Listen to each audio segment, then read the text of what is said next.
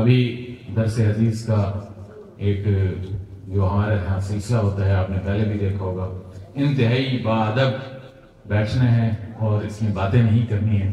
گویا کہ آج آپ بخاری شریف کے سبق میں جیسے طلباء نے پڑھا، آپ بھی اسی طرح شامل ہو رہے ہیں اور اس میں خاص طور پہ درود شریف کا ورد کرتے رہیں اور اس مجلس بابرکت سے فائدہ اٹھائیں، اور یہ انتہائی قیمتی لمحات ہیں، اور اس تصور اور خیال میں بیٹھیں کہ رسول اللہ صلی اللہ علیہ وسلم کے ہم ان ارشادات کو اسی طرح آج ہم سن رہے ہیں جس طرح آپ صلی اللہ علیہ وسلم کے صحابہ کرام سنتے تھے، تو کتنا لطف مقام ہوگا۔ تو آپ حضرات توجہ کے ساتھ، دلجمی کے ساتھ، حضرت کا بھی درس ہوگا، پھر اس کے بعد ہمارے مہمان آئے ہوئے ہیں، ان کی ایک نعت بھی ہوگی اور بیانات کا سلسلہ بھی چلے گا، آخر میں دستار بندی ہوگی۔ آپ کے زیادہ وقت نہیں لیں گے اور آپ نے آخر تک تشریف رکھنا ہے اور پروگرام کو جیسے دور دراز سے سفر کیا ہے اس کو سننا بھی ہے اور اپنے دلوں میں اور محفوظ بھی کرنا ہے، اور آخر میں اس سے فائدہ بھی حاصل کر کے جانا ہے۔ ابھی ساتھیوں سے میں کہتا ہوں کہ اسٹیج پہ ہی نشست ہونا چاہیے۔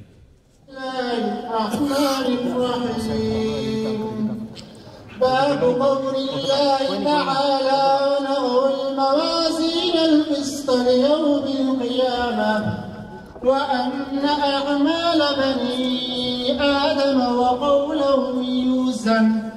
وقال مجاهد القسطاس العدل بالرمية، ويقال القسط مصدر المقسط وهو العادل، وأما القاسط فهو الجائر.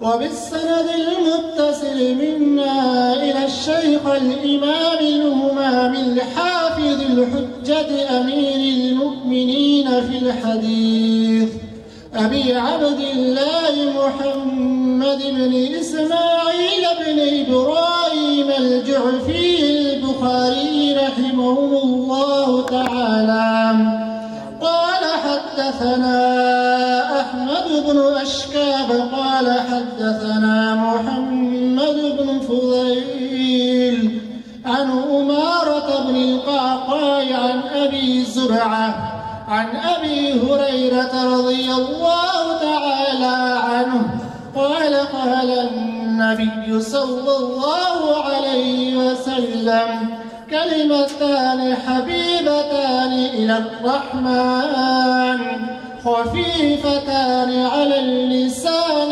ثقيلتان في الميزان سبحان الله وبحمده سبحان الله العظيم.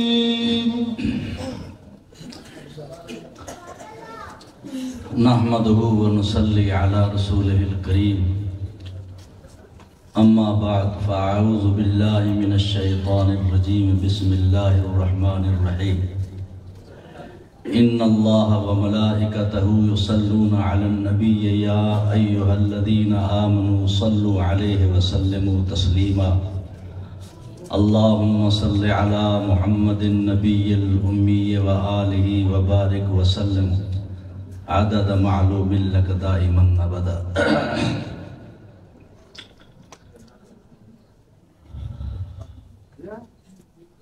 عزیز طلباء ساتھیوں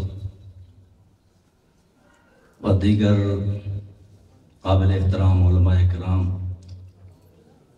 اور جامعہ کے شیخ الحدیث اور جامعہ کے منتظم حضرت مولانا فتح اللہ صاحب، آپ سب حضرات کو ختم بخاری کی مبارک ہو۔ یہ ایسا موقع ہوتا ہے کہ جس میں علماء بھی تشریف فرما ہوتے ہیں اور عام دینی بھائی بھی تشریف لاتے ہیں۔ ان کی یہ نیت ہوتی ہے کہ ہم حدیث پاک سنیں۔ اگر حدیث کا صرف مطلب اور معنی جو علمی باتیں ہیں اس کو ذکر کر دی جائے تو عام دینی بھائیوں کو شاید فائدہ نہ ہوگا۔ اس لیے میں کوشش کروں گا کہ ایک بین انداز اختیار کروں جس سے باہر سے آنے والے جو دینی بھائی ہیں ان کو بھی کچھ فائدہ ہو۔ بہرحال سب سے پہلے میں آپ حضرات کو ایک خوشخبری کی حدیث سناتا ہوں۔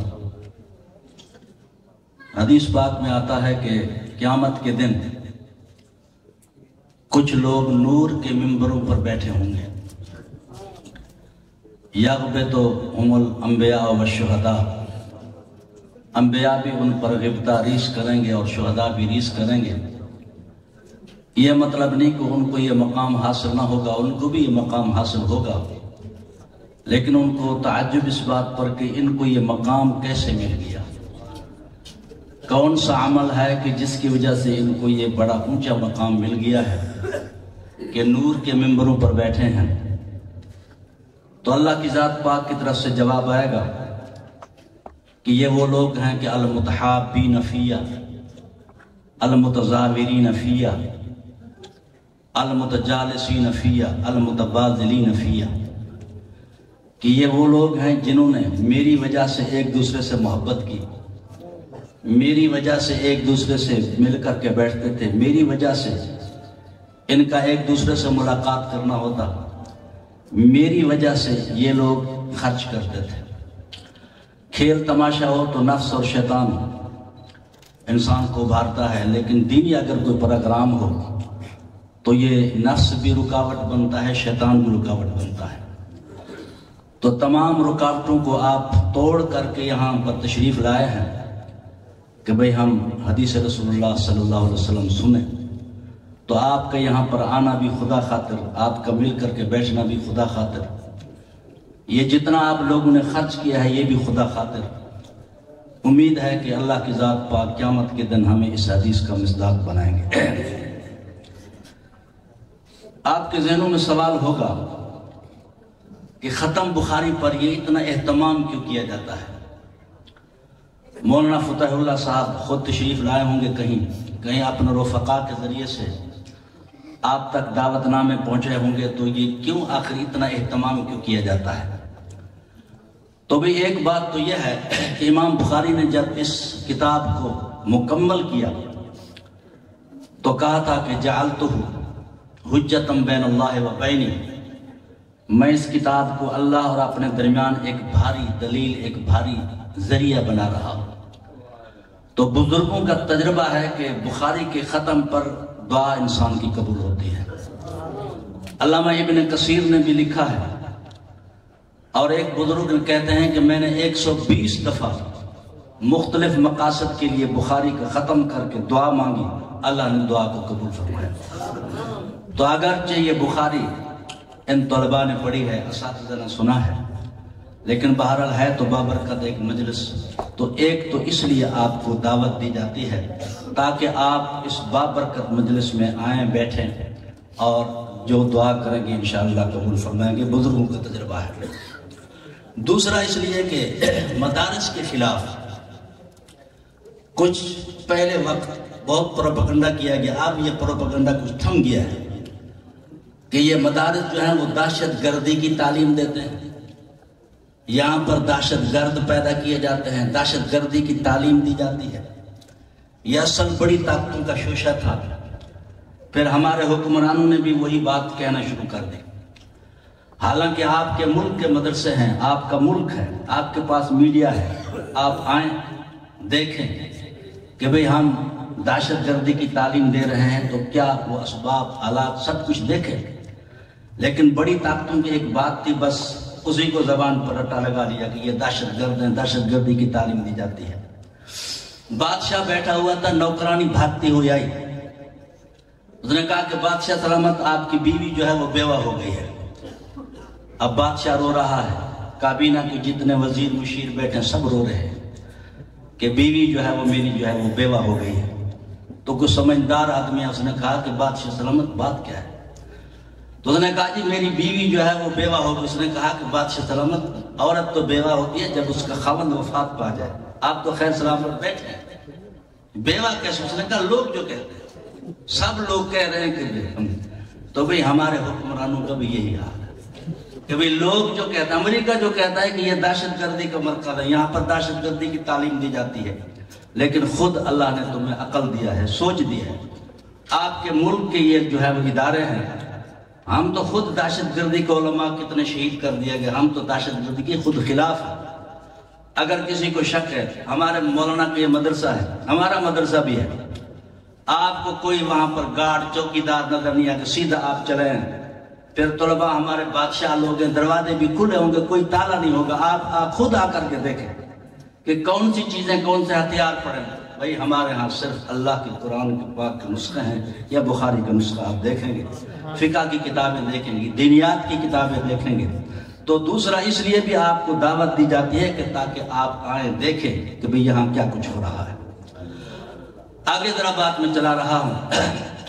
آپ حضرت عیسیٰ، جناب عیسیٰ علیہ السلام سے آپ صلی اللہ علیہ وسلم تک پونے 600 سال کا وقفہ، آسمان اور زمین کا آپس میں رابطہ جو ہے وہ ٹوٹا ہوا تھا. تقریباً 600 سال کے بعد آسمان کا زمین سے رابطہ ہوا، اور سب سے پہلا جو پیغام زمین کو ملا آسمان کی طرف سے وہ اقرأ بسم ربک کا تھا. نہ نماز کا نہ روزے کا، اقرأ کا یہ پیغام تھا.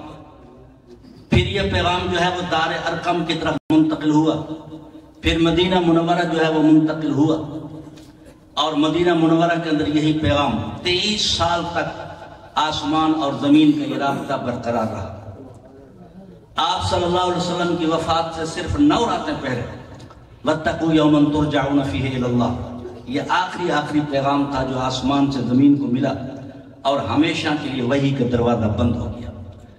چونکہ آپ خاتم النبیین ہیں، آپ کے بعد نبوت ختم ہے، اب وہ دروازہ بند ہو گیا. جبریل کسی اور مقصد کے لیے آتا ہوگا تو آتا ہوگا، وحی کا جو ایک ذریعہ اور پیغام تھا وہ ختم. لیکن آپ صلی اللہ علیہ وسلم صحابہ کے ذہنوں میں یہ بات ڈالی حجۃ الوداع کے موقع کے اوپر بھی، فرمایا کہ انی ترکتم ما تمسکتم بہ لن تضلوا ابدا، میں ایک چیز چھوڑ کر کے جا رہا ہوں کہ اگر تم نے اس کو مضبوطی سے تھاما تو کبھی گمراہ نہیں ہو. آپ اپنی وفات سے ذرا پہلے فرمایا انی ترکت فیکم امرین، میں تمہارے اندر 2 باتیں چھوڑ کر کے جا رہا ہوں، ایک کتاب اللہ اور دوسری میری سنت اور میرا طریقہ ہے. مسند فردوس کی ایک حدیث آتی ہے سیدنا علی مرتضیٰ رضی اللہ تعالیٰ عنہ سے، اس میں آپ نے فرمایا کہ سیاتی الناس زمان، لوگوں کے اوپر ایک زمانہ آئے گا، وقت آئے گا، لا تطاق المعیشت الا بالمعصیہ، انسان کا رہنا سہنا بغیر گناہ کے نہ ہوگا، ہر طرف گناہ کا دورہ ہوگا. بالکل. تو صحابہ نے کہا کہ یا رسول اللہ پھر کیسے؟ فرمایا کہ علیکم بالحرب، حرب کا معنی بھاگنا ہوتا ہے، تم پھر بھاگو. تو یا اللہ کہاں بھاگیں؟ شہروں میں گناہ ہے، دیہاتوں میں گناہ ہے، بر اعظموں میں گناہ ہے، ہر طرف گناہ ہی گناہ ہے، تو کہاں بھاگ کر کے جائیں؟ فرمایا کہ علیکم بالحرب الی کتاب اللہ و سنت نبی، اللہ کی کتاب کی طرف اور پیغمبر کی سنت کی طرف. اب اگر بچاؤ ہو سکتا ہے تو اللہ کی کتاب یا پیغمبر کی سنت اور طریقے سے ہو سکتا ہے. اور پھر آپ صلی اللہ علیہ وسلم نے صحابہ کو بہت پہلے ہی امت کو خبردار فرما دیا تھا. فرمایا کہ خبردار، ایک وقت آنے والا ہے، ایک شخص عیش و عشرت میں پلا ہوا، بڑے تکیوں پر بیٹھا ہوا، بڑا پیسہ، کہے گا حسبنا کتاب اللہ، بس ہمیں اللہ کی کتاب کافی ہے. مانا آپ نے فرمایا کہ جس طرح قرآن اللہ نے مجھے دیا ہے اس جیسی اور شے بھی دی ہے، لیکن قرآن وحی مطلوب ہے، علماء سمجھتے ہیں، اور دوسرا وحی غیر مطلوب ہے. قرآن کو جو ہے نماز میں پڑھا جاتا ہے، دوسری بھی جو مجھے وہ بھی وحی ہے، لیکن اس کو نماز میں نہیں پڑھا جاتا. فرمایا کہ اللہ تعالیٰ نے ایسی چیز دوسری بھی مجھے جو ہے وہ دی ہے، اور ایک وقت آئے گا لوگ کہیں گے بس ہمیں اللہ کی کتاب کافی ہے، حدیث کی کوئی ضرورت نہیں. دوستو قرآن یہ خدائی متن ہے، سمجھو سرکاری متن ہے، حدیث اس کی سرکاری تشریح ہے. جس طرح وزیر اعظم اگر کوئی تقریر کرتا ہے تو سرکاری ترجمان جو تشریح کرے گا وہی تشریح معتبر ہوگی، دوسری تشریح اگر کوئی کرے گا تو وہ تشریح معتبر نہ ہوگی. قرآن اور حدیث ایک شے ہے، قرآن پاک متن ہے، حدیث اس کی تشریح ہے. اور صحابہ ایسے سمجھتے تھے.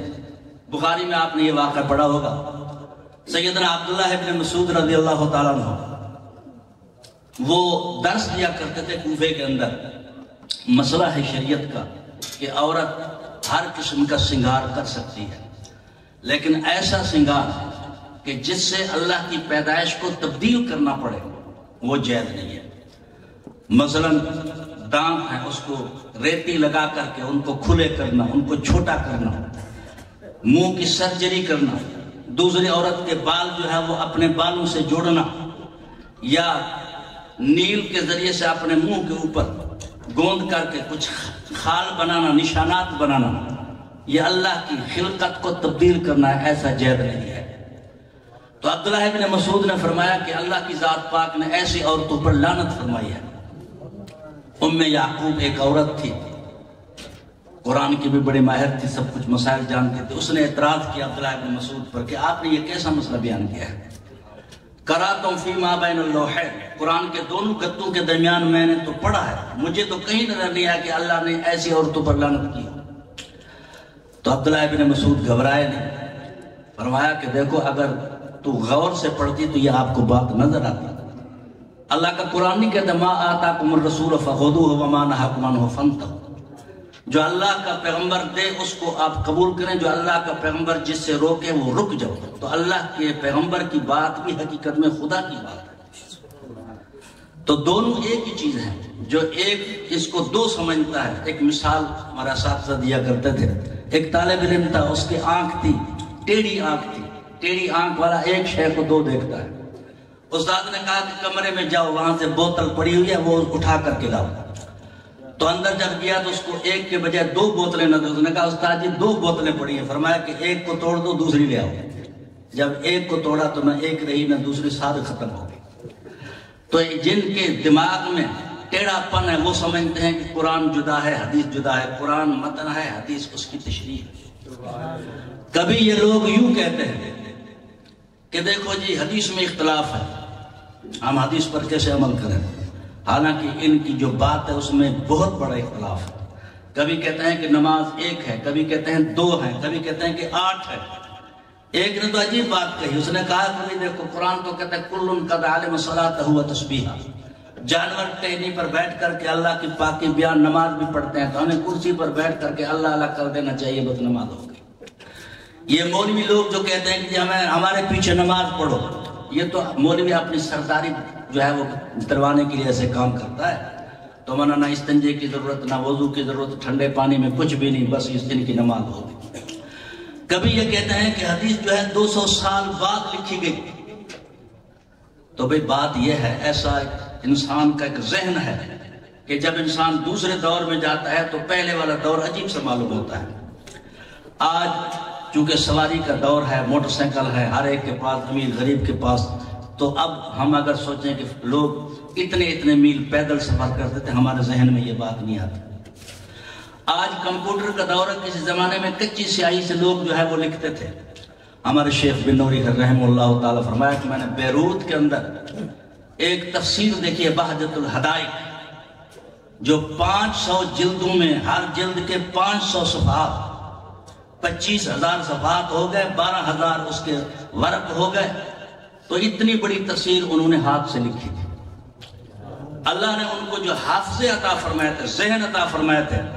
بخاری میں آپ نے پڑھا ہوگا حضرت عبید اللہ بن عدی بن خیار، وہ کہتے ہیں کہ میں اور میرا ایک دوست تھا، ہم شام میں گئے تو وہاں سے ہمس کا شہر مجھے نظر آیا. آپ اب بھی یہ شہر اسی نام سے ہے. تو وہاں پر حضرت وحشی جو حضرت حمزہ کا قاتل تھا اور مسلمہ کذاب کو جہنم رسید کرنے والا تھا، ہمیں پتہ چلا کہ ہمس کے اندر وہ رہتے ہیں، بھئی چلو ان سے ملاقات کریں، زیارت کر لیں. جب ہم گئے تو کانہو حمیت، ان کے لفظ آتے ہیں بخاری میں، جس طرح مشکیزہ پرانی ہو جاتی ہے تو سیاہ رنگ تھا اور بوڑھے ہو گئے تھے، تو اس انداز سے جو ہے وہ ان کی کیفیت تھی.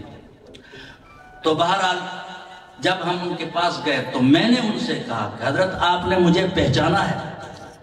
انہوں نے کہا ادی کے ہاں ایک بیٹا پیدا ہوا تھا جو چند مہینوں کا مجھے علاج کے لیے وہ بیٹا دیا گیا کہ آپ فلاں جگہ پر لے جاؤ علاج کے لیے. تو اس کے پاؤں آپ کے پاؤں اس کے ساتھ ملتے جلتے ہیں.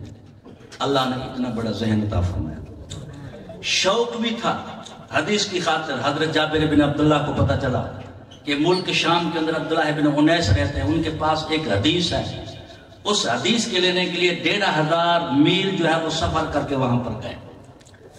پھر ادھر سے آپ کا فرمان من کذب علی متعمدا فلیتبوأ مقعدہ من النار، فرمایا کہ جو میرے خلاف یا میرے اوپر جھوٹ باندھتا ہے وہ اپنا ٹھکانہ جو ہے وہ جہنم میں بنا لے۔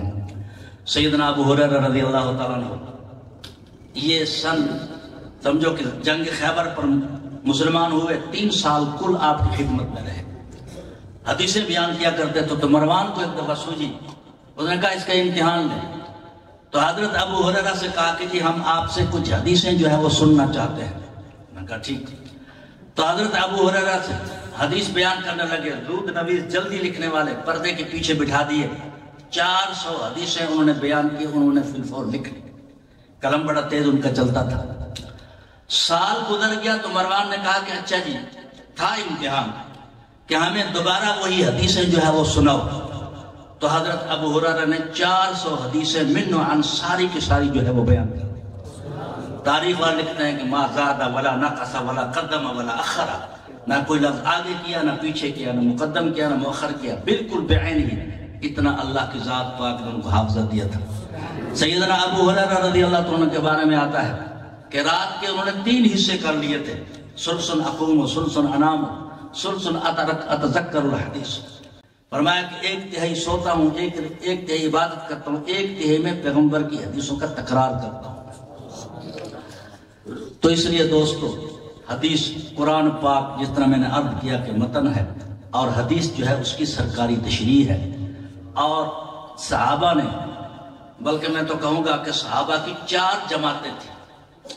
ایک صحابہ کی وہ جماعت تھی جنہوں نے قرآن پاک کے الفاظ کی حفاظت کی، جن کو قراء کہا جاتا تھا۔ آپ نے کہ اقرأہم ابو ابی بن کعب، ابی بن کعب سب سے بڑا میرا صحابی جو ہے وہ قاری ہے۔ بعض صحابہ نے قرآن پاک کی تفسیر اور تشریح کو محفوظ کیا، اور حضرت عبداللہ بن عباس رضی اللہ عنہ ترجمان قرآن تھے، بڑے مفسر تھے، باقی صحابہ بھی تھے۔ اس طرح حدیث کی خدمت کے لیے بھی صحابہ کی 2 جماعتیں ہوگی، ایک وہ صحابہ تھے جو پیغمبر کے ارشادات کو محفوظ کرتے، جس طرح حضرت انس، جس طرح حضرت ابو ہریرہ، اور بعد وہ تھے جو پیغمبر کی حدیث سے احکام نکال کر کے امت تک پہنچاتے، جن کو فقہاء کہا جاتا۔ تو یہ 4 جماعتیں، کسی نے قرآن کی خدمت الفاظ کی، کسی نے قرآن کی خدمت تفسیر کی، کسی نے حدیث کے الفاظ کی خدمت کی، کسی نے اس کی تفسیر اور تشریح کی خدمت کی۔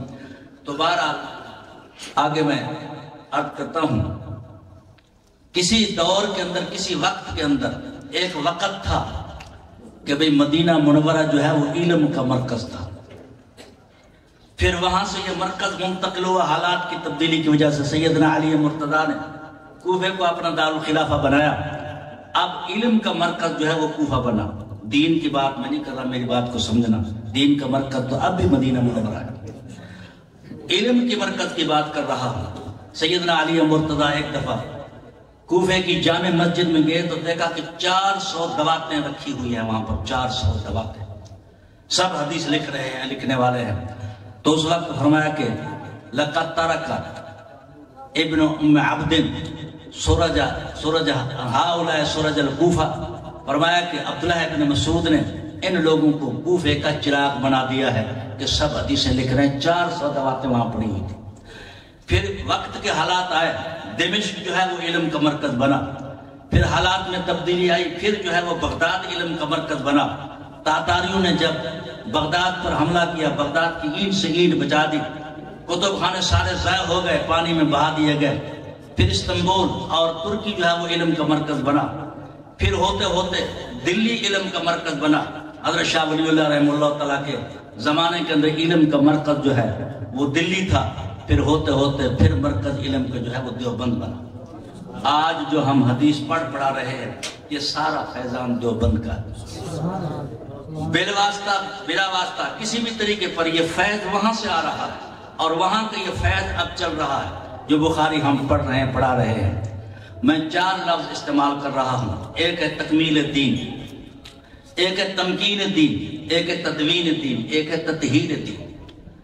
تکمیل دین تو آپ کے زمانے میں ہو چکے، الیوم اکملت لکم دینکم۔ دوسرا ہے تمکین دین، دین کا پھیلاؤ، وہ صحابہ کے زمانے میں ہوا۔ तीसरा है तदवीन दीन, दीन को किताबों में मुरतब करना, किताबी शक्ल में बनाना। ये आइमा मुज्तहिदीन और मुहद्दिसीन के ज़माने में हुआ। और है ततहीर दीन, दीन को बिदआत से, शिरक से, हर किस्म के रसूमात से पाक ये देवबंद ने किया। एक वाक़या करता हूँ कि क्या हालत थी, कैफियत क्या थी। हजरत थानवी का मुरीद था, एक SHO थानेदार मुरीद था। उसने कहा कि जी मेरे पास एक आदमी आया, उसने रपट दर्ज करे। उसने कहा कि जी रपट दर्ज करो, मेरी फातिहा जो है वो चोरी हो गई। मैं बड़ा परेशान हो गया कि फातिहा कैसे चोरी होती है।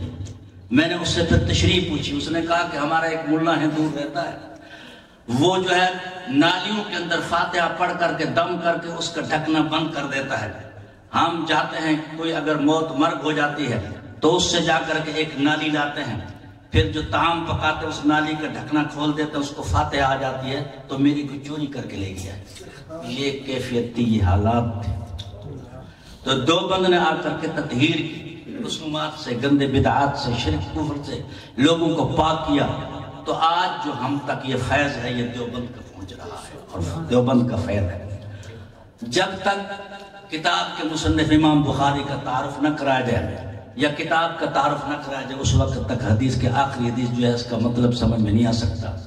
इमाम बुखारी अभी 3 साल के थे, वालिद वफात पा चुका। 5 साल के थे तो आंखों से नाबीने हो गए, नाबीन हो गए। वालिदा मोहतरमा दुआ करती रही। ख्वाब के अंदर हजरत इब्राहीम अलैहिस्सलाम की ज़ियारत हुई। उसने कहा कि अल्लाह की ज़ात पाक ने आपके बेटे की बेनाई को वापस कर दिया तेरी दुआओं की वजह से। जब सुबह को उठे तो बीना थे, न बीना थे, देखने वाले थे। तो दोस्तों, मैं आम लोगों के उलमा से बात नहीं कर रहा। माँ बाप जिंदा हैं तो उनकी दुआएं, दुआ कराना और है, दुआ लेना और है। इतनी उनकी खिदमत करो कि वो तुम्हारे लिए दुआएं करें। सैयदना मूसा अलैहिस्सलाम अल्लाह की ज़ात पाक के दरबार में अर्ज़ किया कि अल्लाह मेरा जन्नत में साथी कौन होगा। अल्लाह ने फरमाया कि फला जगह पर, शहर के फला कोने पर एक कसाई है, गोश्त का कारोबार करता है, वो आपका साथी है। मूसा अलैहिस्सलाम को तजस्सुस हुआ कि भाई देखो ये कौन शख्स है, इसका कौन सा अमल है जो अल्लाह की ज़ात पाक ने जन्नत में मेरा उसका साथी बनाया है। उसके पास गया, देखा कि गोश्त का कारोबार कर रहा है, कोई बड़ा अमल नहीं, जो जरूरी अहकाम है वो तो अदा कर रहा है। और उसने थोड़ा सा गोश्त फिर शाम को उठाया। हजरत ने कहा कि भाई मैं आपका मेहमान हूँ, आज आपके रात गुजारूंगा। जब गया तो देखा कि झोपड़ा है, उसके अंदर उनकी माँ पड़ी हुई है, फालिज ज़दा, फालिज से बिल्कुल लाचार है। उसने जाकर के उसको हाजत कराई, उसके कपड़े साफ किए, फिर वही गोश्त जो था उसने कीमा बनाया हुआ था, उसको कीमा तैयार किया, फिर उसको खिलाया चमचू से। तो माँ ने हाथ ऊपर किए तो हजरत मूसा ने फरमाया कि मैंने जब कान लगाया तो वो दुआ कर रही थी, या अल्लाह मेरे बेटे को जन्नत के अंदर मूसा का साथी बना। टीचर ने बच्चों से कहा कि भाई कल जो है वो जन्नत की मिट्टी जो है वो लाना है आपने। अब हर एक बच्चा या किसी ने कोई बाग की, किसी ने किसी जमीन की, कहा कि जी हमारी जमीन ऐसी अच्छी है कि गोया की जन्नत है, बस हमारा बाग इतना अच्छा है कि गोया की ये जन्नत। एक छोटा सा बच्चा था, उसने कुछ उसमें गोबर थे, कुछ तिनके थे, वो मिट्टी उठा करके उसके टेबल पर रख दी। उसने कहा जन्नत की मिट्टी है। उसने कहा ये जन्नत की कैसे? उसने कहा समझाया तो आपने कि माँ के कदमों के नीचे जो है वो जन्नत है, मेरे माँ के कदमों की मिट्टी है। तो इसलिए दोस्तों, माँ की खिदमत, वालिदैन की खिदमत बहुत बड़ी बात। इमाम बुखारी रहमतुल्लाह ताला 15 साल के थे। लोग कहते हैं ये मुनकरीन हदीस के मौलवियों ने बैठ करके हदीसें बनाई हैं, गढ़ी हैं। हदीस के लिए कितना बड़ा उन लोगों ने तकलीफ है कि बर्दाश्त की। 15 साल को उम्र नहीं है, 15 साल उम्र है इमाम बुखारी रहमतुल्लाह ताला की। तो वालिदा के साथ, बड़े भाई अहमद के साथ हरमैन का सफर करते हैं। हज किया, हज के बाद वालिदा भी वापस, भाई भी वापस, खुद हदीस के लिए रुक जाते हैं। मक्का मुकरमा के अंदर 2 साल लगाए हदीस की तलाश में, मदीना मुनव्वरा के अंदर 4 साल लगाए। तो मना 6 साल हरमैन में रह करके हदीस तलाश की और हदीस को तलब किया। इमाम बुखारी कहते हैं कि मैं दमिश्क जो है वो 1 बार गया, अल जजीरा 1 बार गया, बसरा जो है वो मैं 4 बार गया। जहां बात कूफे की आती है, ला ओसी कम दखल तो इलल कूफा, फरमाया कि मैं शुमार नहीं कर सकता कि कूफे में कितनी दफा में जाना पड़ा मुझे। یہ جو ہمارے چھوٹے بھائی کہتے ہیں کہ کوفہ جو ہے وہ صرف وہاں پر جو ہے وہ فقہ کا چرچہ تھا، بدعات کا، حدیث کا کوئی چرچہ نہیں تھا. میرے شیخ حضرت بنوری رحمہ اللہ تعالیٰ فرماتے ہیں، یہاں بڑا مزہ لے کر کے فرماتے تھے. فرمایا امام بخاری کیوں کہہ رہے ہیں کہ لا احصی کم دخلت الی الکوفہ، مجھے یاد بھی نہیں مگر کتنی بار میں کوفے میں معلوم ہوا کہ اس وقت کوفہ حدیث کا مرکز تھا. امام ابو حنیفہ اس سے بڑھ کر کے عجیب بات کہتے ہیں کہ امام ابو حنیفہ کو 17 حدیثیں یاد. یہ مدح کا خیز بات. بھئی یہ تو ایسی بات ہے کہ جس طرح ایک آدمی کے پاس 1 کلو گھی کا ہو اور مٹھائیاں اس کی جو ہے وہ منوں کے من بنائے تو دنیا باور کرے گی. جس نے اتنی مٹھائیاں بنائی ہیں تو اس کے پاس گھی بھی تو منوں کا من ہوگا بھائی، اس کے پاس تو اتنا بڑا علم ہوگا. امام ابو حنیفہ رحمہ اللہ تعالیٰ نے اس امت کو 12,90,000 مسائل دیا استعمال کر کے. امام محمد جب داخلہ لینے کے لیے امام ابو حنیفہ کے پاس آئے، کہا کہ بیٹا پہلے قرآن یاد کر کے پھر آپ میری کلاس میں آپ آ سکتے ہو. امام محمد نے 1 ہفتے میں جا کر کے قرآن پاک کو یاد کر لیا. اس گئے گزرے دور کے اندر ایک بچہ ہے، قوم کا لغاری ہے، آپ تحقیق کر سکتے ہیں، داد لغاری غازی دڑی کا، اس نے 1 مہینے میں قرآن پاک یاد کیا ہے. امام محمد نے 1 ہفتے میں قرآن پاک یاد کر کے امام ابو حنیفہ، امام محمد کی کتابوں کو جب ایک انگریز نے دیکھا، اس نے کہا کہ یہ تو چھوٹے محمد امتی کا ذہن ہے، اتنی بڑی کتابیں لکھی ہے، جو ان کا نبی ہے محمد بڑا ہے اس کا پتہ نہیں کتنا بڑا ذہن ہو. امام ابو حنیفہ رحمہ اللہ تعالیٰ امام حسین کے بیٹے امام زین العابدین کے بیٹے امام باقر کے بیٹے جعفر صادق، امام باقر کی خدمت میں جب گئے تو انہوں نے کہا کہ جی مجھے لوگوں نے یہ پہنچایا کہ آپ میرے نانا کی حدیث کے مقابلے میں قیاس کرتے ہیں، قیاس سے باتیں بیان کرتے ہیں، مسئلے بیان کرتے ہیں. امام ابو حنیفہ نے کہا کہ حضرت دیکھو قرآن کہتا ہے لِلذَّكَرِ مِثْلُ حَظِّ الْأُنثَيَيْنِ، وراثت کا جہاں پر قرآن نے مسئلہ بیان کیا ہے تو فرمایا کہ بیٹے کو جو ہے وہ ڈبل اور بیٹی کو سنگل. میں اگر عقل سے فتویٰ دیتا بیٹی جو ہے وہ تو صرف نازک ہے، عورت ہے، تو میں اس کو ڈبل دلواتا، بیٹے کو جو ہے وہ سنگل دلواتا، حالانکہ ایسے میں نے کوئی فتویٰ نہیں دیا. فرمایا کہ دیکھو حدیث آتی ہے کہ عورت کے ماہواری کے ایام میں جب نماز روزہ قضا ہو جائے تو نماز کی قضا نہیں روزے کی قضا ہے. اگر میں قیاس سے مسئلے بیان کرتا میں تو عورت کو کہتا کہ نماز قضا کرے، چونکہ نماز اہم شے ہے، روزہ تو اتنا اہم نہیں ہے. میں نے ایسا نہیں کہا. تو امام باقر نے اٹھ کر کے امام ابو حنیفہ کی پیشانی کو بوسہ دیا. امام جعفر کے باقاعدہ امام ابو حنیفہ شاگرد رہے.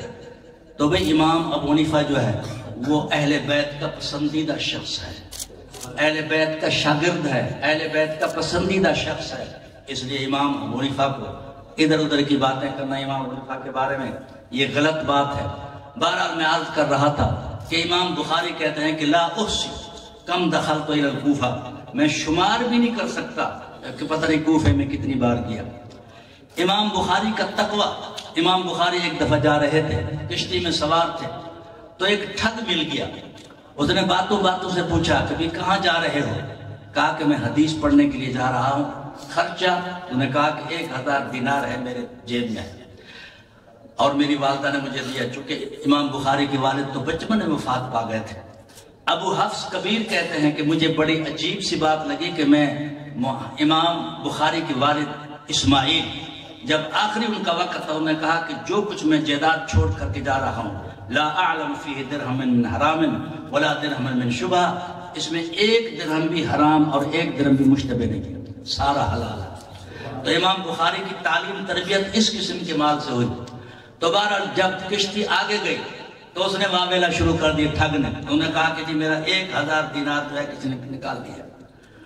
تو بڑا مجبور کیا، ملاح آخر مجبور ہو گیا کہ بھئی تلاشی، ساری سواریاں تلاشی، تو اس کا پیسہ جو ہے وہ کسی نے نکال دیا. تو امام بخاری رحمہ اللہ تعالیٰ نے بڑے اٹکل سے انداز سے اس تھیلی کو نکال کر کے دریا کے اندر پھینک دیا. تلاشی لی گئی، کہیں سے وہ پیسے نہ نکلے. جب باہر کنارے پر گئے تو اس نے خوشامد کر کے کہا کہ جی میں نے تو ڈھنگ کیا تھا لیکن آپ نے پیسے وہ کہاں کیے؟ اس نے کہا کہ دیکھو اگر تلاشی کے بعد میرے پاس پیسے نکلتے، پیسے تو میرے تھے لیکن میرے اوپر الزام آ جاتا چوری کا تو میری ثقافت پر فرق ہو جاتا، آئندہ کوئی شخص محدث مجھ سے حدیث نہ لیتا، اس لیے میں نے اس کو دریا کے اندر پھینک دیا. تو اتنی بڑی تکلیفیں برداشت کر کے امام بخاری رحمہ اللہ تعالی جب ان کی وفات ہوئی تو ایک بزرگ نے دیکھا کہ آپ صلی اللہ علیہ وسلم بمائے جماعت کے کسی انتظار میں تشریف فرما ہے. تو میں نے پوچھا کہ یا رسول اللہ آپ کو کس کی انتظار ہے؟ اس نے کہا کہ محمد بن اسماعیل بخاری آ رہے اس کے انتظار میں کھڑا ہوں. تو واقعی صبح کو جب تحقیق کی تو اسی وقت امام بخاری رحمہ اللہ تعالیٰ کی وفات ہو چکی تھی. امام بخاری کی جب وفات ہوئی ان المؤمن یموت بعرق الجبین، مومن جو ہے وہ پیشانی کے پسینے سے اس کی موت آتی ہے، پسینے میں خوشبو، پانی میں خوشبو، یہاں تک کہ امام بخاری کو جب دفن کیا گیا قبر سے بھی خوشبو ہے. دو شخص ہیں جس کا تواتر سے یہ بات آئی کہ ان کی قبروں سے خوشبو آئی ہے، یا محمد بن اسماعیل بخاری ہیں یا احمد علی لاہوری ہے.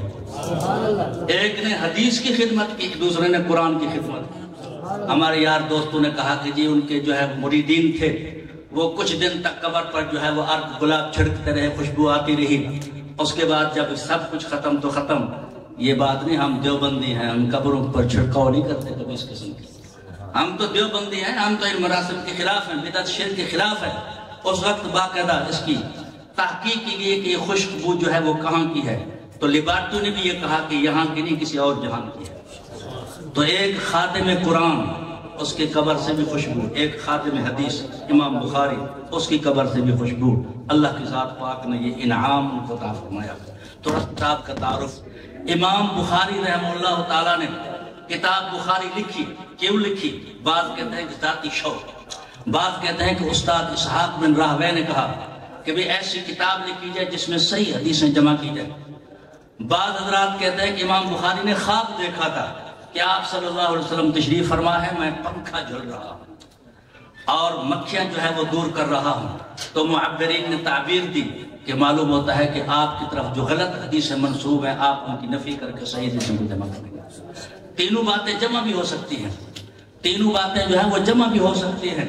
تو امام بخاری ذاتی شوق بھی تھا، استاد کا حکم بھی تھا، ساتھ ہی خواب بھی آیا. تو امام بخاری نے 6 لاکھ احادیث سے انتخاب کر کے یہ کتاب لکھی. 6 لاکھ احادیث سے انتخاب کر کے اس حدیث کی کتاب کو لکھا.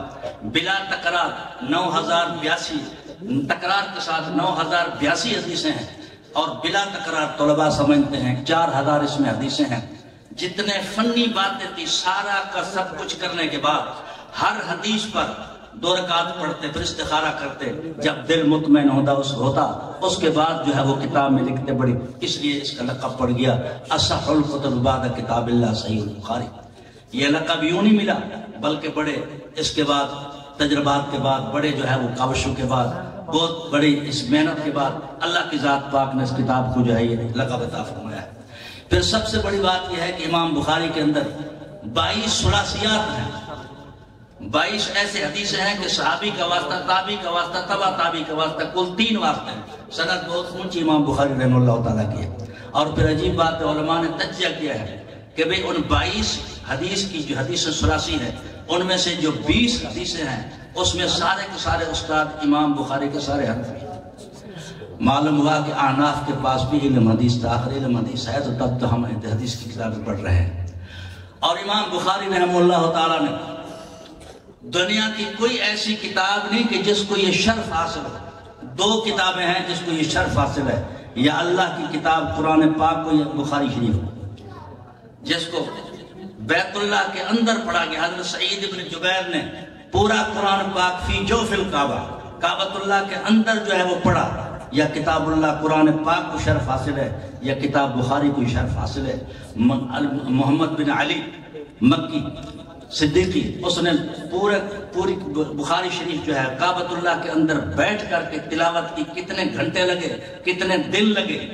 یا کتاب اللہ قرآن پاک کو یہ شرف حاصل ہے، یا صحیح بخاری کو شرف حاصل ہے.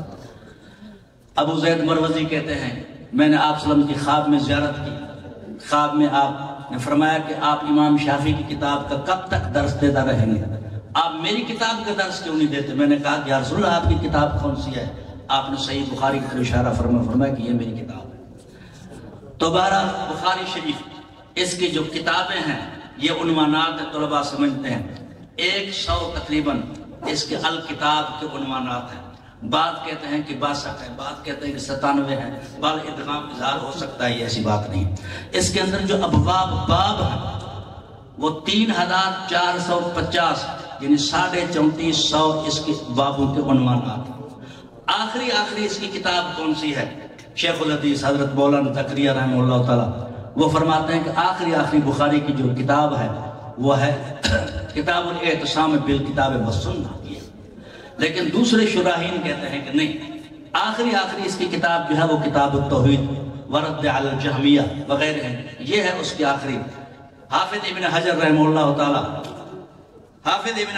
اللہ تعالیٰ فرماتے ہیں کہ کتاب التوحید کو آخر میں کیوں رکھا گیا ہے؟ اس لیے کہ توحید بنیاد ہے، اس لیے امام بخاری نے توحید کو آخر میں کتاب التوحید کا عنوان آخر میں دیا. پہلے جو ہے وہ کتاب الایمان کا عنوان ہے، آخر میں جو ہے کتاب التوحید. آپ جانتے ہیں مثبت منفی، اس میں مثبت باتوں کا بیان ہے، اللہ علیم خبیر. اس میں منفی باتوں کا بیان ہے کہ اللہ کی ذات پاک ولد نہیں ہے، اللہ کا کوئی شریک نہیں ہے. تو ابتدا کے اندر کتاب الایمان ہے، اس کے آخر کے اندر کتاب التوحید. اس میں مثبت باتوں کا بیان ہے، اس میں منفی باتوں کا بیان ہے. پھر اسی باب آخری باب جو آپ نے پڑھا، اس کو کیا مناسبت کتاب التوحید کے ساتھ؟ تو حافظ ابن قیم میرے استاد دادا استاد سید انور شاہ کشمیری رحمہ اللہ تعالیٰ وہ فرماتے ہیں کہ امام بخاری تلاوت اور مطلوب کے درمیان فرق بیان کرنا چاہتے ہیں کہ تلاوت جو ہے وہ حادث ہے جو ہم پڑھتے ہیں، چونکہ آگے آ رہا ہے کہ بنی آدم کے قول افعال سب کو قدم کیا جائے گا. یہ تلاوت حادث ہے، مطلوب جو اللہ کی صفت ہے وہ قدیم ہے. کسی زمانے کے اندر یہ مسئلہ بڑا معرکۃ الآراء مسئلہ بنا تھا، اختلاف تھا. معتصم باللہ وقت کا بادشاہ معتزلی مذہب رکھتا تھا، اس کا خیال یہ تھا کہ قرآن مخلوق ہے، یعنی قرآن دنیا کی کتابوں کی طرح، جس طرح دنیا کی کتابیں ہیں حادث ہے اور ختم ہونے والی، قرآن بھی ایسے. لیکن ایک دوسری طرف علماء حقہ تھے کہ القرآن و کلام اللہ غیر مخلوق، قرآن اللہ کی کلام ہے، یہ مخلوق نہیں. جس طرح خدا قدیم ہے، خدا پر فنا نہیں، تو اس طرح اللہ کا جو قرآن اس پر بھی کبھی فنا نہیں آ سکتا. بڑا تشدد کیا، بہت سے حضرات کو شہید کر دیا گیا. اس مسئلے کی وجہ سے بہت زیر زمین چلے گئے. لیکن امام احمد بن حنبل رحمہ اللہ تعالیٰ میدان میں کھڑے ہو گئے. انہوں نے کہا میں دوسری کوئی شہید ہو جاؤں تو ہو جاؤں، سختی ہو تو ہو، میں وہی کہوں گا جو حق مسئلہ ہے کہ القرآن و کلام اللہ غیر مخلوق. قرآن اللہ کی کلام ہے، یہ مخلوق نہیں ہے، حادث نہیں ہے. جس طرح خدا قدیم ہے، اس پر فنا نہیں آتی، اس کلام کے اوپر بھی کبھی فنا نہیں آئی. امام احمد بن حنبل کو 28 مہینے تک جیل میں ڈالا گیا. امام شافعی رحمہ اللہ تعالیٰ نے خواب میں دیکھا بشر احمد ببلوى تصیبہ، احمد بن حنبل کو خوشخبری سناؤ اور کہو کبھی تمہیں تکلیفیں پہنچیں گی لیکن ڈٹ جانا اور جو ہے وہ حق بات سے پیچھے نہ ہٹنا. امام شافعی نے کہا کہ یہ خواب میں نے دیکھا ہے، کون اب لے جاتا ہے یہ خواب، کون اس کے پاس جیل میں پہنچاتا ہے؟ تو امام طحاوی کے ماموں اسماعیل مدنی اس نے کہا کہ میں یہ خواب لے جاتا ہوں، پیغام پہنچاتا ہوں. تو یہ ان کے پاس جب گئے تو حضرت کعب بن مالک کی سنت ادا کرتے ہوئے امام احمد بن حنبل نے اپنا کرتا اتار کر کے اسماعیل مدنی کو دے دیا. اسماعیل مدنی امام شافعی رحمہ اللہ تعالیٰ کے پاس آئے، انہوں نے کہا کہ احمد بن حنبل نے آپ کے لیے کرتا دیا ہے. امام شافعی نے کہا کہ کرتا تو میں نہیں لیتا، آپ ہی لے، کیونکہ آپ کو دیا ہے، لہذا یہ کرتا مجھے دو. پانی میں گھول کر کے امام شافعی نے وہ پانی پی لی. یہ تھے علماء. آج ہم اپنے حالت کو بھی دیکھیں، کیا ہے ہماری حالت، ہم اپنے آپ کو بھی تو کچھ کہیں. تو مطلب یہ ہے کہ امام شافعی نے ان کے پانی جو دھلا ہوا پانی جس میں قمیص ڈالی گئی تھی وہ پانی پی لیا. امام احمد بن حنبل کہتے ہیں کہ مجھے روزانہ جو ہے وہ ایک جلاد 2 کوڑے لگاتا تھا اور اتنے زور سے لگاتا کہ 2 سے اوپر نہیں لگا سکتا، جلاد صرف 2 کوڑے لگا سکتا تھا. کہا کہ مجھے ایک دفعہ کوڑے لگانے کے لے جایا جا رہا تھا تو پیچھے سے مجھے کپڑے سے پکڑ کر کسی نے جھٹکا دیا. میں نے جب پیچھے مڑ کر کے دیکھا، میں نے کہا تو کون؟ اس نے کہا میں ابو الحیثم ہوں، بغداد کا مشہور ڈاکو ہوں، اور سرکاری ریکارڈ میں باقاعدہ دیکھو 18,000 مجھے کوڑے لگائے گئے ہیں لیکن میں نے کسی واردات کو مانا نہیں. 18,000 کوڑے لگائے گئے لیکن کسی واردات کو میں نے مانا نہیں. تو حق کے لیے کوڑے کھا رہے، خیال کرنا، حق بات سے پیچھے نہ ہٹنا. امام احمد بن حنبل کہتے ہیں کہ اس کی بات سے مجھے بڑا حوصلہ ملا، بڑی تسلی ملی. تو امام احمد بن حنبل کو اس طریقے پر تو حضرت علامہ ابن قیم میرے استاد اور میرے دادا استاد سید انور شاہ کشمیری رحم اللہ تعالیٰ وہ یہ فرماتے ہیں کہ تلاوت اور مطلوع کے درمیان فرق بیان کرنا مقصود ہے۔ دوسرے حضرات کہتے ہیں کہ بھئی اس کو اس کے ساتھ جو ربط ہے اصل میں جہمیہ پر رد کرنا مقصود ہے، کتاب التوحید ورد علی الجہمیہ۔ پھر یہاں پر سوال ہوتا ہے کہ جہمیہ جو ہے وہ تو وزن اعمال کے منکر نہیں ہے، تو میرے دادا استاد اور استاد علامہ زاہد کوثری مصری، حضرت شیخ بنوری، ان پر بھی بڑا فخر کرتے تھے کہ میرا یہ استاد ہے، انور شاہ کشمیری پر بھی فخر کرتے تھے، اور اس طریقے کے اوپر علامہ زاہد کوثری کے اوپر بھی فخر کیا کرتے تھے کہ میرا یہ استاد ہے۔ تو فرمایا کہ بھئی وہ فرماتے ہیں کہ جہمیہ بھی باتیں جو ہے وہ منکر ہیں وزن اعمال کی، یا اگر بخاری کے دو نسخے ہیں، ایک ہے کتاب الرد علی الجہمیہ وغیرہ، اگر وہ نسخہ لیا جائے تو غیر کے اندر پھر معتزلہ بھی اس میں آ جائے تو ان پر رد کرنا مقصود ہے۔ بہرحال امام بخاری رحمہ اللہ تعالی باب کا عنوان باندھتے ہیں، اس کو آپ لوگ اپنے علمی زبان میں ترجمۃ الباب کہتے ہیں، عام سادے لفظوں میں اس کو یوں بھی آپ کہہ سکتے ہیں کہ امام بخاری جو حدیث پر ایک شاہ سرخی لگاتے ہیں، ہیڈ لائن لگاتے ہیں، اس باب کو اس حدیث کے ساتھ کیا مناسبت ہے، یہ بات انتہائی دقیق بات ہے، بہت مشکل بات ہے۔ علامہ حافظ ابن حجر نے جب فتح الباری لکھی تھی تو انہوں نے پھر ایک بہت بڑی تقریب منعقد کی، اور اس تقریب کے اندر ان کے شاگرد علامہ سخاوی کھڑے ہو گئے۔ انہوں نے کہا کہ بخاری کا جو اس امت پر قرض تھا، میرے استاد نے فتح الباری لکھ کر کے امت کا وہ قرض اتار دیا ہے۔ لیکن حافظ حضرت شاہ انور شاہ کشمیری رحمہ اللہ تعالیٰ فرمایا کرتے تھے کہ حقیقت یہ ہے کہ ابھی تک یہ قرض باقی ہے۔ بہت سارے علماء نے اس پر لکھا ہے، حضرت شاہ ولی اللہ نے لکھا ہے، اور حضرت مولانا ادریس کاندلوی نے لکھا ہے، اور اس طریقے کے اوپر حضرت شیخ الہند نے بھی لکھا ہے، بہت سارے علماء نے، لیکن ابھی تک اتنی پوشیدگی مشکلات ہیں کہ کوئی دعویٰ نہیں کر سکتا کہ بخاری نے جو عنوانات دی ہے، ترجمۃ الباب دی ہے، حدیث کے ساتھ کیا مناسبت ہے، پوری بخاری کے اندر شاید کوئی دعویٰ نہ کر سکے۔ حضرت شاہ سے فرمایا کرتے تھے کہ بے شاید علامہ ابن تیمیہ جیسا کوئی شخص اس پر قلم اٹھاتا تو شاید یہ مسئلہ کو حل کر لیتا۔ اس لیے تو امام حافظ ابن اس طریقے اس وجہ سے تو یہ علامہ ابن خلدون کہتے ہیں کہ فقہ البخاری فی الابواب، امام بخاری کا سارا علم جو ہے ابواب کے اندر ہے۔ میرے شیخ بنوری کہا کرتے تھے سباق الغایات فی تراجم الابواب، ابواب کو عنوان کے رکھنے کے اندر امام بخاری سب سے نمبر آ گیا۔ حضرت شاہ سے فرماتے ہیں کہ سباق الغایات و صاحب آیات فی تراجم الابواب، ابواب کے تراجم اور ان کے عنوانات کے قائم کرنے میں امام بخاری کا نمبر اول ہے، اور قدرت کی نشانی میں سے ایک نشانی ہے۔ بہرحال یہ اب امام بخاری رحمہ اللہ تعالیٰ نے باب قول اللہ، اب باب کے اندر آ رہا ہوں، باب قول اللہ وَنَزَعُ الْمَوَازِينَ الْقِسْطَ لِيَوْمِ الْقِيَامَةِ۔ معتزلہ کسی زمانے میں ایک گروہ تھا، اب یہ باقاعدہ ایک گروہ جماعت تو نہیں لیکن اس کے نظریات کے لوگ موجود ہیں۔ سر سید احمد خان کی بڑی تعریف کیا کرتا ہے، کہتے ہیں یہ بڑے لغت دان تھے، بڑے عقلیات کے ماہر تھے۔ تو ایک ذہن اب بھی موجود ہے، وہ یہ کہتے ہیں کہ بھئی قرآن پاک کے اندر جہاں جہاں پر وزن اعمال کا ذکر ہے، اب وزن کیسے ہو سکتا ہے؟ ایک تو بات یہ ہے کہ جو ہم عمل کرتے ہیں ان کا وجود ختم، ہم جتنی نمازیں پڑھ چکے ان کا کوئی وجود دنیا میں کوئی دکھائے نہیں کہ دکھا سکتا، جتنے اچھے کام یا برے کام کیے تو جب ان کا وجود، اس کو ہماری علمی زبان میں کہتے ہیں کہ آراز ہے، انسان کے اعمال آراز ہیں، آراز کا وجود نہیں ہوتا تو لہذا ان کا وزن کیسے ہو۔ دوسری بات یہ کہتے ہیں کہ اللہ کی ذات پاک کو تو سارا پتہ ہے تو وزن کرنا تو فضول ہے، لیکن بات دونوں باتیں ان کی غلط ہیں۔ ایک بات تو یہ ہے، ایک ہے انصاف، دوسرا انصاف کا ہوتا دیکھنا۔ اللہ کی ذات پاک اس لیے وزن کریں گے تاکہ انصاف مجرم کو نظر آئے، اس کام کرنے اعمال کرنے والے کو باقاعدہ نظر بھی آئے۔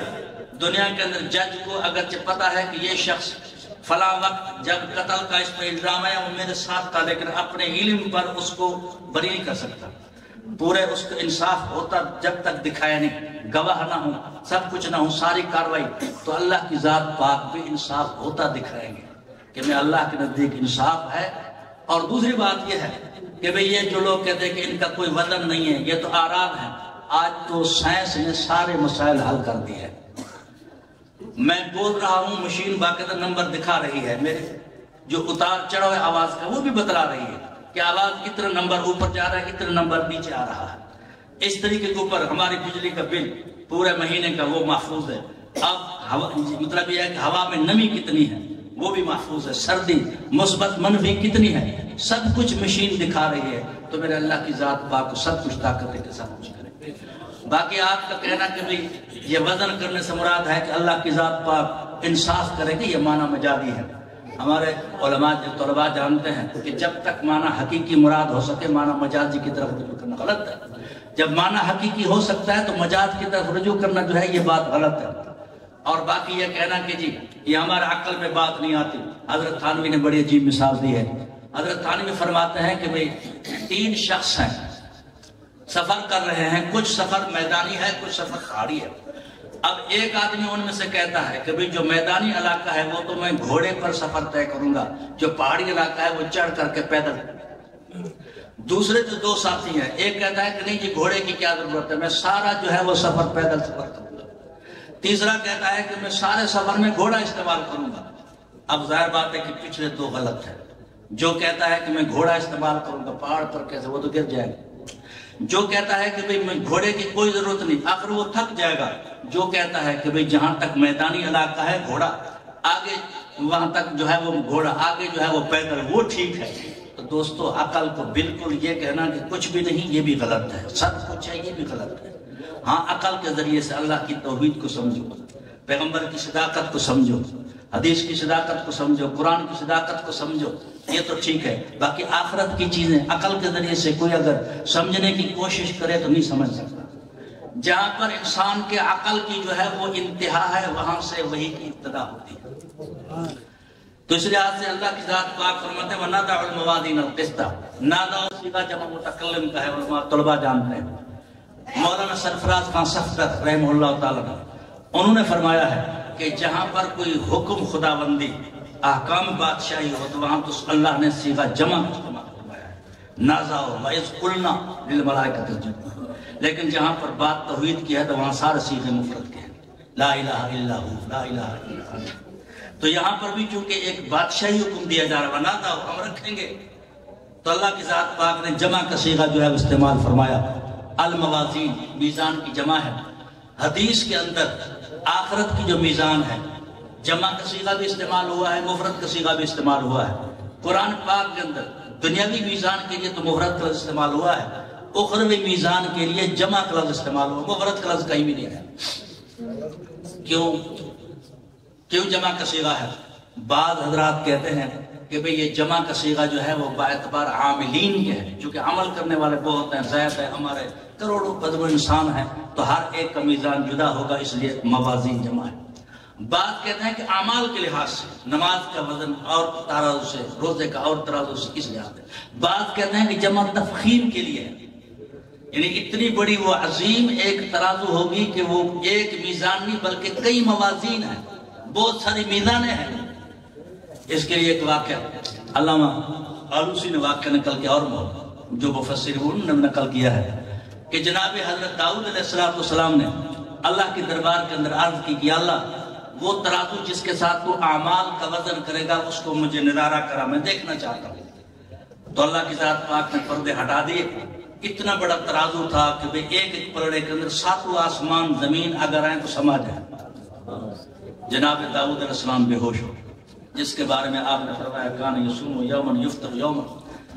صوم داؤدی ایک دن ناغا ایک دن روزہ بہت مشکل ہے. آپ نے فرمایا کہ اگر صوم مثال رکھنا چاہتے ہو تو اس انداز کرو.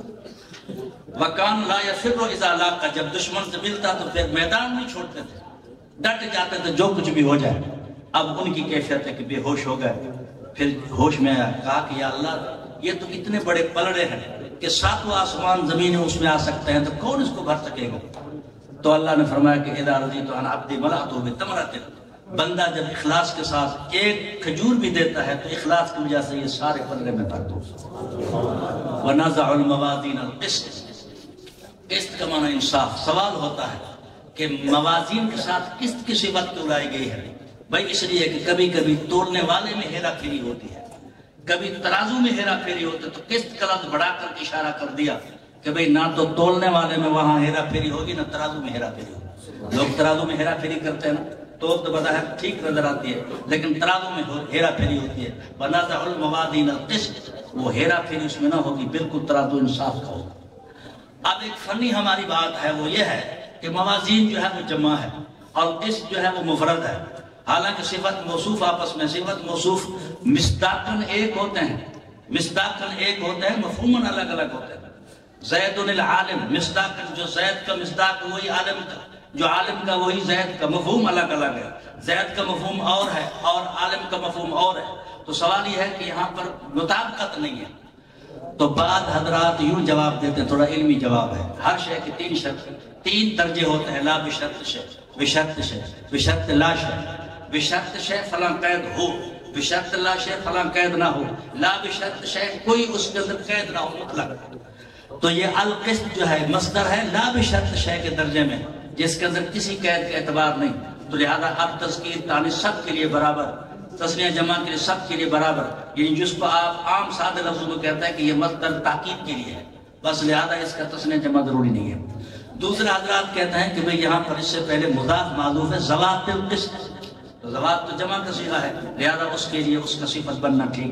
بعض کہتے ہیں کہ یہ مفعول لہو ہے. بہرحال یہ تین ترکیبیں ہوئیں. وَنَضَعُ الْمَوَازِينَ الْقِسْطَ لِيَوْمِ الْقِيَامَةِ.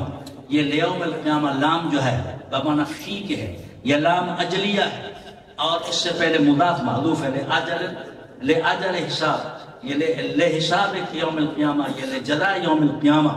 تو بہرحال قرآن پاک کی آیت امام بخاری رحمہ اللہ تعالیٰ لائی ہے تبرکاً، اور دوسرا اس بات پر تنبیہ کرنے کے لیے کہ آگے جو حدیث آ رہی ہے وہ حقیقت میں اس قرآنی آیت کی تشریح ہے.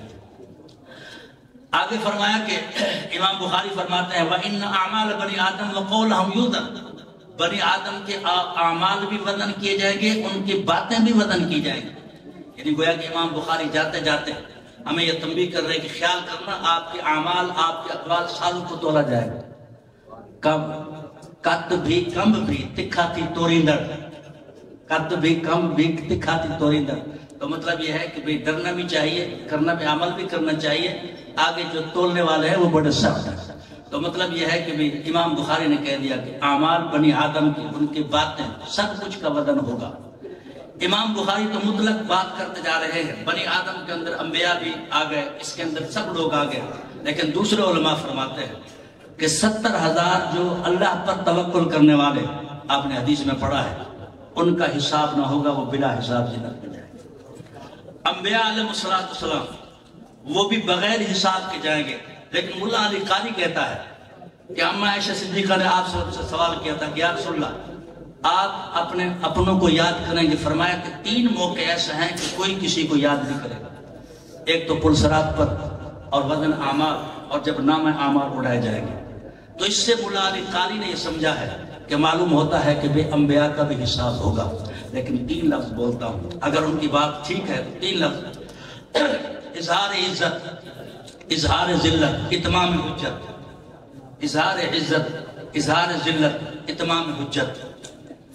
مدرسوں میں جب امتحان ہوتا ہے، جو طالب علم فیل ہو جاتے ہیں ان کو بھی کھڑا کرتے ہیں. ہم کبیر والا میں پڑھتے تھے تو وہاں پر ایسا ہوتا تھا، جو نمبر اول آتا تھا اس کو بھی کھڑا کرتے تھے، لیکن جو فیل ہو جاتا اس کو کھڑا کرتے تھے اظہار ذلت کے لیے کہ تاکہ دیکھو کیسے ذلیل شخص ہو جائے. اور جو اول نمبر آتا اس کو بھی کھڑا کرتے تھے اظہار عزت کے لیے. تو اللہ کی ذات پاک انبیاء کا، اگر مولا علی قاری کی بات درست ہے تو پھر اللہ کی ذات پاک انبیاء کے اعمال کا وزن کرے گا اظہار عزت کے لیے. اللہ فرمائے گا دیکھو تم نے میرے انبیاء کی تکذیب کی، ہاں جی کیسے انہوں نے خوبصورت عمل کیا، دنیا دیکھے گی کتنے بڑے خوبصورت اعمال ہیں، سونے ورگے ہیں، بالکل بڑے صاف ستھرے ہیں. اور جو کفار ہوں گے ان کی اظہار ذلت ہوگی. ہم اب تم کے لیے اتمام حجت ہوگی، تاکہ کل کو کوئی شخص بہانہ نہ کر سکے کہ میرے ساتھ انصاف نہیں ہوا. ہر ایک کے ساتھ انصاف ہوگا. تو امام بخاری رحمہ اللہ تعالیٰ فرما رہے ہیں کہ اعمال بنی آدم ان کے قول کو وزن کیا جائے گا. مفتی شفیع رحمہ اللہ تعالیٰ نے لکھا ہے، فرمایا کہ بھئی جو بولو، جو کام کرو، جو لکھو، اس کا بھی وزن ہوگا. اللہ کے اس کا بھی وزن ہوگا. یہ نہیں کہ جو کچھ لکھ دیا. اور آج کل تو اللہ معاف کرے کیا کہوں گا. بے شک اعمال بنی آدم ان کے قول بھی وزن کیے جائیں گے. مجاہد کہتے ہیں، قال مجاہد امام بخاری رحمہ اللہ تعالیٰ جہاں پر یہ عنوانات قائم کرتے ہیں بڑے حوالے دیتے ہیں، طلباء جانتے ہیں، اساتذہ جانتے ہیں، بڑے حوالے دیتے ہیں. کہیں کہتے ہیں قال مجاہد، کہیں کہتے ہیں قال حسن بصری، کہیں کہتے ہیں قال اکرمہ، کہیں کہتے ہیں قال مجاہد. یہی تو تقلید ہے اور کیا ہے. آپ صلی اللہ علیہ وسلم کی بخاری اول کے اندر کہ آپ صلی اللہ علیہ وسلم کو موج آ گئی تھی، تکلیف ہو گئی تھی پاؤں کے اندر. آپ نماز پڑھ رہے تھے تو صحابہ نے آ کر کے نماز پڑھی. صحابہ نے جو ہے وہ نماز آپ کے پیچھے جو ہے وہ کھڑے ہو کر کے نماز پڑھی. آپ نے فرمایا کہ جب امام بیٹھا ہے تم بھی بیٹھ کر کے نماز پڑھو. لیکن آخری جو آپ کا عمل تھا وہ یہی تھا کہ بھئی آپ نے بیٹھ کر کے نماز پڑھی ہے، صحابہ نے کھڑے ہو کر کے. تو امام بخاری وہاں پر کہتا ہے کہ قال الحمیدی، امام بخاری کا استاد ہے، قال الحمیدی، حمیدی نے کہا کہ یہ عمل منسوخ ہے کہ بھئی امام بیٹھا ہو مقتدی بھی بیٹھے ہو، یہ عمل منسوخ ہے. ہم بھی تو یہی کہتے ہیں. ابو حنیفہ کو کوئی شارع تو ہم نہیں مانتے بلکہ شارح مانتے ہیں. شارع تو پیغمبر کی ذات کی نامی ہوتی ہے، قانون دینے والی. امام جو ہوتا ہے وہ تشریح کرنے والا ہوتا ہے. تو امام بخاری قال مجاہد کے حوالے سے کہتے ہیں قسطاس. امام بخاری تھوڑی سی مناسبت کی بنا پر، حالانکہ قسطاس کا لفظ ہے نہیں یہاں پر، فرمایا کہ القسطاس العدل بالرومیہ، رومی زبان کے اندر اس کا معنی جو ہے وہ انصاف کرنے کے آتے ہیں. قرآن پاک کے اندر غیر عربی الفاظ ہیں یا نہیں، اس میں علماء کا اختلاف ہے. ابو میسرہ تابعی ہیں، کہتے ہیں کہ قرآن پاک میں ہر زبان کے الفاظ ہیں. اس کو کہتے ہیں توارد لغات. اس لغت میں بھی، اس زبان میں بھی، اس زبان میں، ہر زبان میں استعمال ہوتا ہے، کوئی حد نہیں ہے. علامہ جلال الدین سیوطی بھی کہتے ہیں کہ ہوا اختیاری. میرے نزدیک میں یہی پسندیدہ ہے کہ قرآن پاک کے اندر اور الفاظ بھی ہیں. حسد کا لفظ حبشی زبان کا لفظ ہے. فیر کا لفظ یہ فارسی زبان کا لفظ ہے. سجیر کا لفظ یہ بھی فارسی زبان. قال ابن عباس کتاب التفسیر میں آپ نے پڑھا ہوگا. سنگ گل، سنگ گل، سنگ گل کے ساتھ عبداللہ ابن عباس نے اس کا ترجمہ کیا. تو معلوم ہوا کہ بھئی غیر عربی زبان کے لفظ بھی، لیکن اس کو کہتے ہیں توارد لغات، کہ بھئی اس لغت میں بھی، اس لغت میں بھی، اس زبان میں بھی، اس زبان میں بھی. مولانا ظفر احمد عثمانی رحمہ اللہ تعالیٰ وہ تو قرآن پاک میں نہیں، ویسے کہتے ہیں کافور کا لفظ، یہ کپور ہندی زبان کے لفظ بھی ہے. کرن فل جس کا معنی لونگ ہوتا ہے، قرآن پاک میں یہ لفظ نہیں ہے لیکن باقی عربی کتابوں میں آتا ہے کرن فل، کان کا پھول. عورتیں جو کان میں زیور پہنتی تھی، چونکہ اس کا انداز جو ہے نا اس جیسا ہوتا ہے، لونگ جیسا، تو اس کو کرن پھول کہتے ہیں، کان کا پھول. دوبارہ امام مجاہد کہتا ہے القسطاس العدل، رومی زبان کے اندر.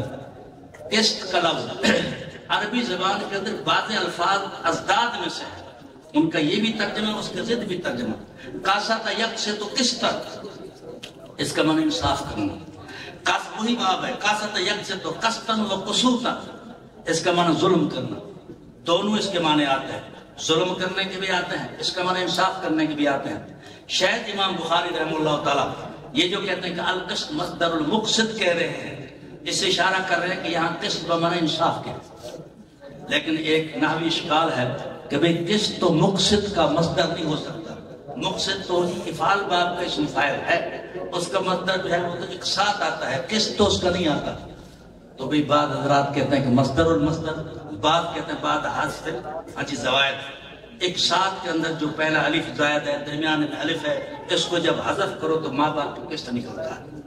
تو جو مزید کے آگے حوالہ دیا امام بخاری نے شاید اس لیے کہ القسط مصدر مقسط، یعنی اس سے اشارہ کر دیا کہ یہاں قسط پر انصاف کیا ہے، وہ العادل. لیکن جو مجرد استعمال ہو تو وہ جائر اور ظالم کے معنی میں آتا ہے. اب آگے سند ہے، ہم اس کو کہتے ہیں سند. یہ گویا کہ ایک دلیل ہے، ثبوت ہے کہ واقعی حدیث رسول اللہ. الحمدللہ یہ اسلام کا ترہ امتیاز ہے، یہ اسلام کی خوبی ہے کہ ہمارے پاس ہر فرمان کی سند موجود ہے. جرمن کا ڈاکٹر اسپرنگر لکھتا ہے کہ مسلمانوں کی عظیم ایک بات کہ 6 لاکھ انسانوں کا اس نے حالات قلم بند کر دیا. باقاعدہ اسماء الرجال کی کتابیں ہیں، ان کا کچا چھٹا سب کچھ اس میں محفوظ ہے کہ کیا نام ہے، باپ کا نام کیا تھا، کہاں کے رہائشی تھا، اس کا کردار کیسا تھا. خطیب بغدادی نے لکھا ہے، خطیب بغدادی نے لکھا ہے کہ ہم بغداد کے علاقے میں گئے، ہمیں پتہ چلا کہ وہاں پر ایک راوی رہتا ہے. ہم اس کے حالات کے جانچنے کے لیے جب گئے تو لوگوں نے کہا کہ بھئی آپ اس کی اتنی بڑی تحقیق کر رہے ہیں، کیا اس سے کوئی رشتہ لینا دینا ہے؟ ہم نے کہا رشتہ تو نہیں لینا دینا، لیکن ہم چونکہ حدیث کا راوی ہے، نقل کرنے والا ہے، ہم اس کے حالات کے جانچنے کے لیے آئے. علامہ صحابی کو اللہ کی ذات پاک نے اتنا علم دیا تھا. شیخ انور شاہ کشمیری رحمہ اللہ تعالیٰ فرماتے تھے اگر کسی اونچی جگہ کے پر علامہ ذہبی کو کھڑا کر دیا جائے، نیچے جتنے راوی ہیں سب کو کھڑا کر دے، ہر ایک پر نام، اس کا نام یہ ہے، اس کے حالات یہ، سب کچھ بتاتا جائے گا۔ اللہ نے اتنا اس کو بڑا علم اور لقب۔ بہرحال عیسائیوں کے پاس 4 کتابیں ہیں، یوحنا ہے، مرقس ہے، متی ہے، اور یوحنا ہے، مرقس ہے، متی ہے، لیکن کوئی سند نہیں ہے۔ شیعہ کی 4 کتابیں ہیں، سیاہ اربع، ہمارے سیاہ 6 ہیں، ان کی سیاہ اربع ہے، الاستبصار ہے، تہذیب الاحکام ہے، ملا یاد الفقی ہے، اصول کافی ہے، لیکن کسی کے سند ان کے پاس موجود نہیں ہے۔ بس سند معتبر آمد، بس معتبر سند کے ساتھ کوئی بھی ہو۔ الحمدللہ ہمارے پاس ہر حدیث کی، بخاری کے 1129 جو ہے وہ صفحے ہیں، ایک صفحے پر 3 4 حدیثیں آئی ہیں۔ جس حدیث کے اوپر بھی راوی پر ہاتھ رکھے اس کا باقاعدہ ریکارڈ ہمارے پاس موجود ہے۔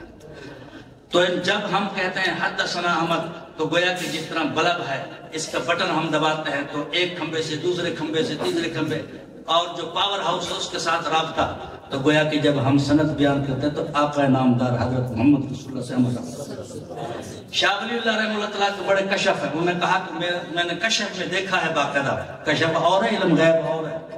علم غیب تو ہوتا ہے جو پردے کے پیچھے، کشف ہے پردہ کھول دیا جائے۔ میں نے کشف کے ذریعے سے معلوم کیا کہ جب کوئی حدیث پڑھتا ہے تو آپ صلی اللہ علیہ وسلم کے سینے مبارک سے ایک نور نکلتا ہے، پڑھنے پڑھانے والے کے سینے تک پہنچتا ہے۔ تو یہ اسلام کا ترہ امتیاز۔ بہرحال سوائے ابو ہریرہ رضی اللہ تعالیٰ عنہ کے سارے راوی کوفی ہیں، سارے راوی کوفی ہیں۔ تو معلوم ہوا کوفہ جو ہے وہ علم کا مرکز تھا۔ احمد بن اشقاق، اگر یہ عجمی لفظ ہے تو پھر اس کو غیر منصرف پڑھا جائے گا۔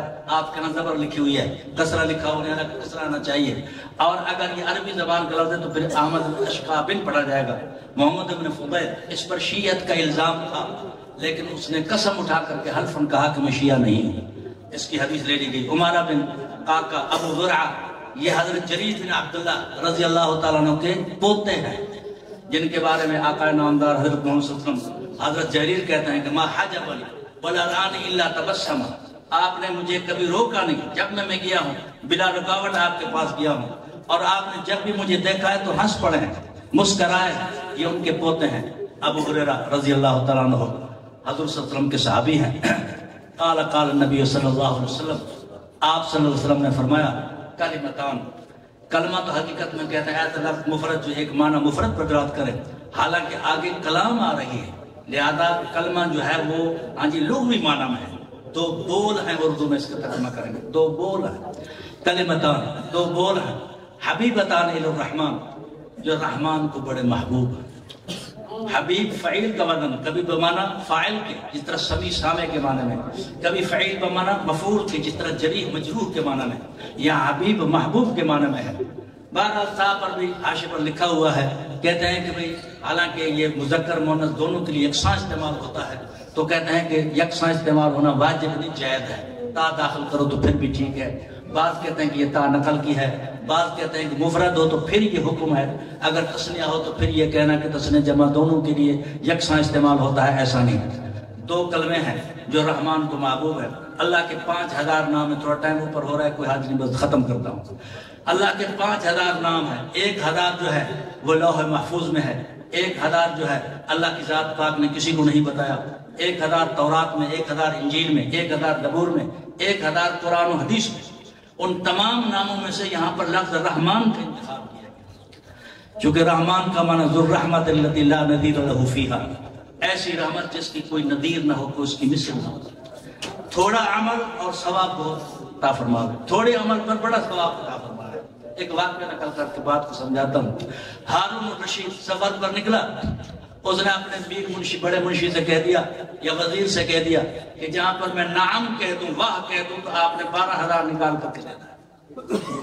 اب جا رہے ہیں، دیکھا کہ ایک جٹ ہے، جاہل ہے، بعد جٹ بھی بڑے سمجھدار ہوتے ہیں، تو بھئی وہ باغ لگا۔ اس نے کہا کہ یہ بڑے میاں کیا کر رہے ہو؟ اس نے کہا باغ لگا رہا ہوں۔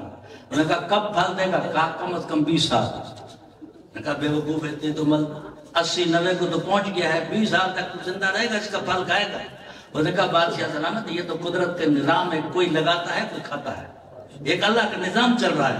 اگر یہ ذہن میں ہو کہ میں نہیں کھاؤں گا تو آپ کو ایک پھل بھی آج نصیب نہ ہو سکتا، ایک لگاتا ہے دوسرا کھاتا ہے۔ بادشاہ نے کہتے نعم، واہ 12,000 دیتا ہوں۔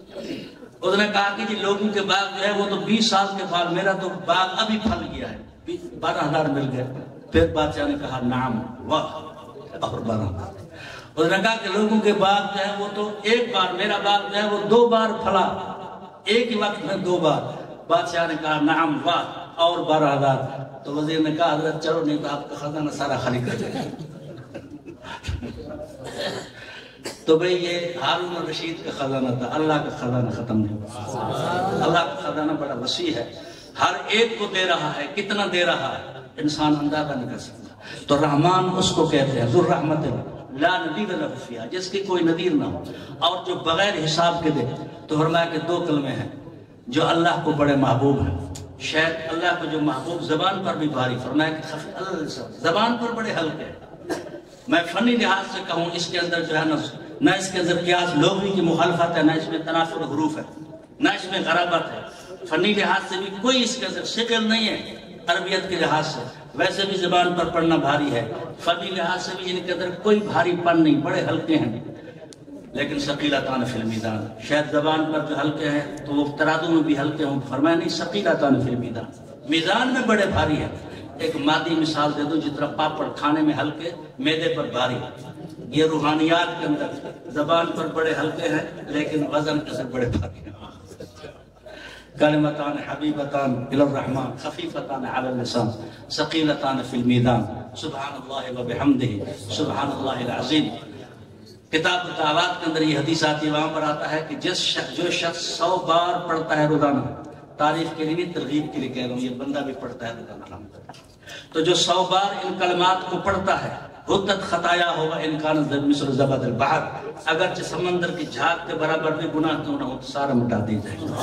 مستدرک حاکم کی جو روایت ہے اس میں آتا ہے کہ جو شخص 100 بار ان کلمات کو پڑھتا ہے اس کو اللہ کی ذات پاک 1,24,000 نیکی عطا فرماتا ہے۔